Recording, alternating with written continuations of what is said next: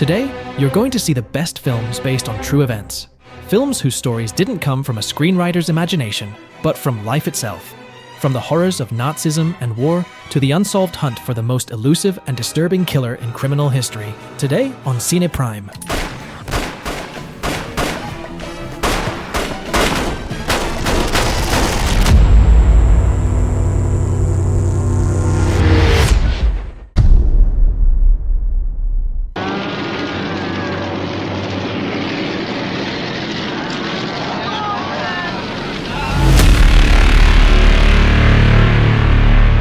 Come and See is possibly the rawest and most realistic depiction of Nazi horrors ever filmed. Inspired by real events in Belarus during the German occupation, it portrays the atrocities committed by the SS in entire villages, wiped out, along with all their inhabitants.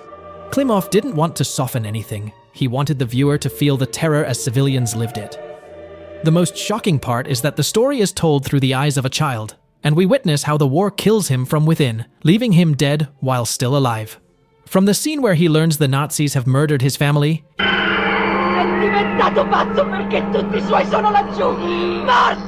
carries the 1,000-yard stare for the rest of the film, a typical trait of soldiers exposed to total trauma.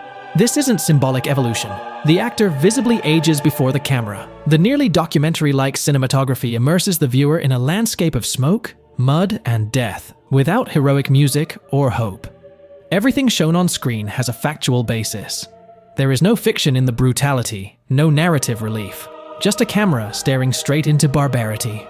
Watching it isn't easy, but it's necessary, because what it shows must not be forgotten.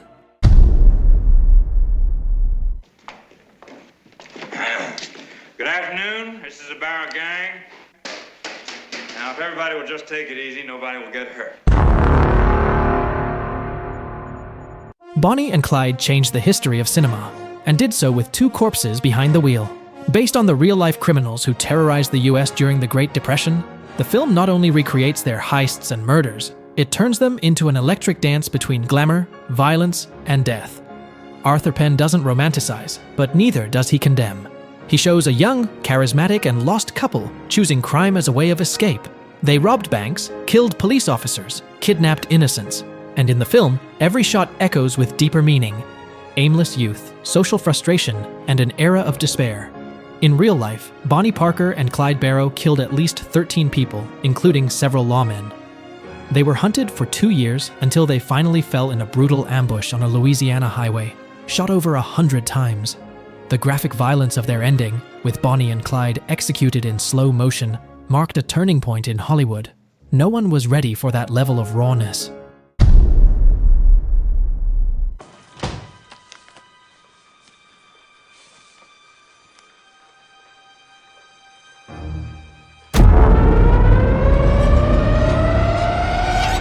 Zodiac by David Fincher turns a real investigation into a paranoid, meticulous, and claustrophobic spiral.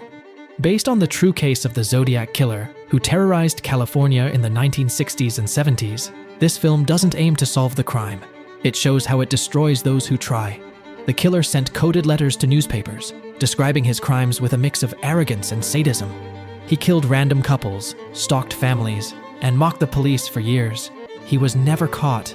His identity was never definitively known. Fincher doesn't rely on jump scares. He relies on detail, on silences, on the fading faces, on how a reporter, an illustrator, and a detective sacrifice their personal lives in search of a truth that never arrives. Zodiac doesn't shout, it whispers. And what it says is more terrifying. Real evil doesn't always get solved. It just stays. The real question is this. Was all this legal? Absolutely fucking not. The Wolf of Wall Street is not just a comedy, it's an excessive celebration of moral collapse. Martin Scorsese portrays the real life of Jordan Belfort, a stockbroker who built a multi-million-dollar empire on fraud, stock manipulation, and unrestrained greed. What makes this film so shocking isn't just what it shows, but that it all really happened. Daily drug use, prostitutes in the office, money laundering in Switzerland, tax evasion, corruption, and an entire company built on lies. And while everything collapses, Belfort shows no remorse. He gives lectures. He becomes a public figure. Scorsese shoots the story like a psychedelic trip, chaotic, dazzling, fast-paced. And Leonardo DiCaprio fully commits, embodying narcissism, power, madness. There is no redemption, because the system doesn't demand it, only spectacle. The Wolf of Wall Street doesn't make anything up. It simply shows how the predator gets rewarded, if he knows how to smile.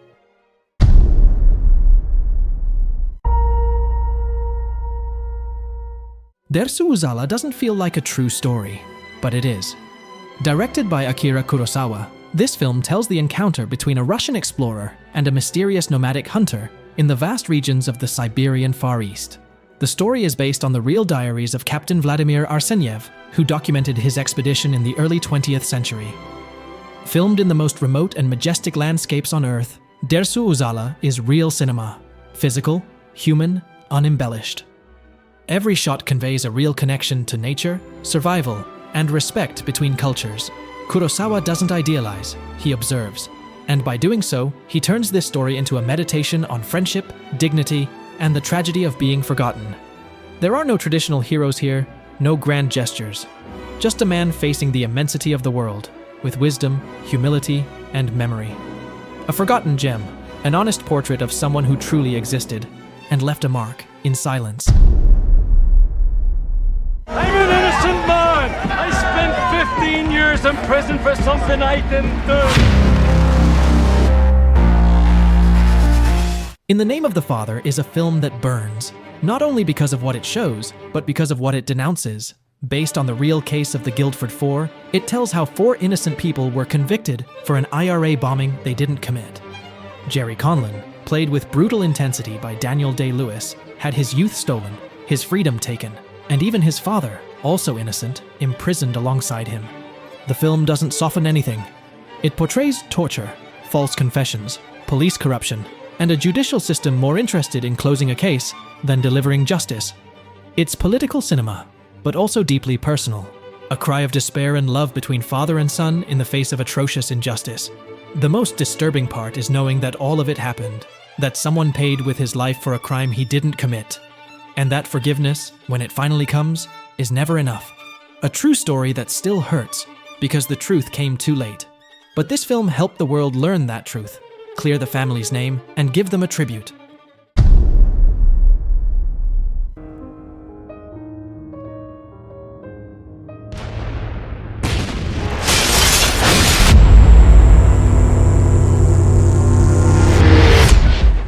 The Pianist doesn't need to exaggerate anything, because what it tells is real. The story of Władysław Szpilman, a Jewish pianist in Nazi-occupied Warsaw, is one of the most devastating ever brought to the screen. It's not a story of heroes or glorious redemption. It's the story of someone who survives, barely. Hidden among ruins, among corpses, in silence. Roman Polanski, who lived through the horrors of Nazism as a child, directs this film with painful rawness. There is no emotional manipulation, only facts. Hunger, cold, humiliation. A man who loses everything, except the hands he uses to play the piano. Adrian Brody transforms, physically and emotionally, into Szpilman.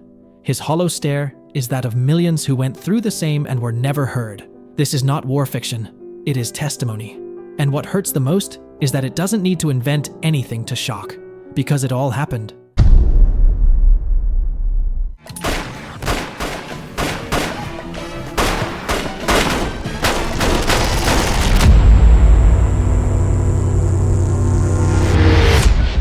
Based on real events, this film tells the rise of organized crime in a Rio de Janeiro favela between the 1960s and 1980s.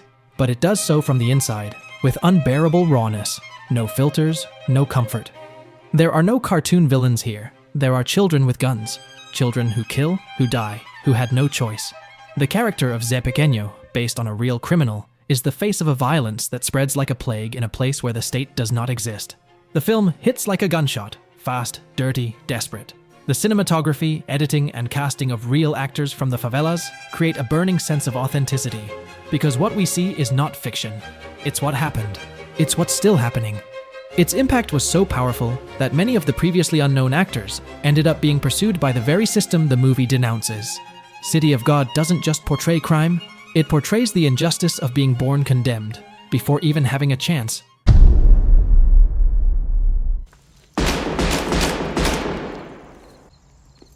As far back as I can remember, I always wanted to be a gangster. Goodfellas, as fans already know, is my favorite film. First, it romanticizes the mafia. Then, it tears it apart.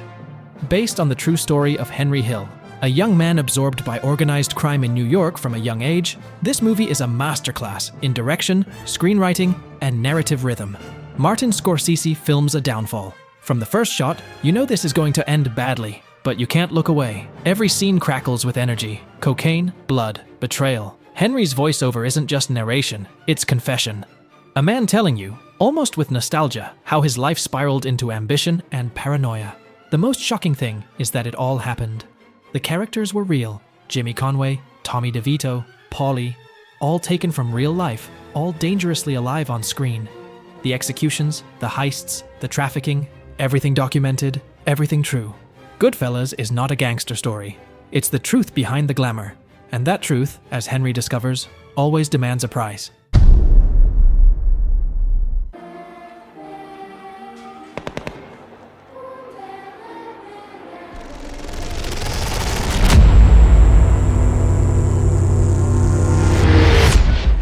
Schindler's List is more than a film. It is testimony. A scar filmed in black and white about one of the most inhuman chapters in history. Directed by Steven Spielberg and based on the true story of Oskar Schindler, a German businessman who saved over 1,100 Jews from Nazi extermination. This film doesn't dramatize the Holocaust. It confronts it. It embodies it. It shows it with brutal honesty. The story doesn't center on a traditional hero. Schindler is an ambitious, even opportunistic man. But in the midst of horror, something changes. What starts as a business venture becomes a silent fight for life. His famous list isn't just paper. It's hope. It's survival. And on the other side, Amon Goeth, a real monster, a sadistic Nazi who shot people from his balcony for pleasure.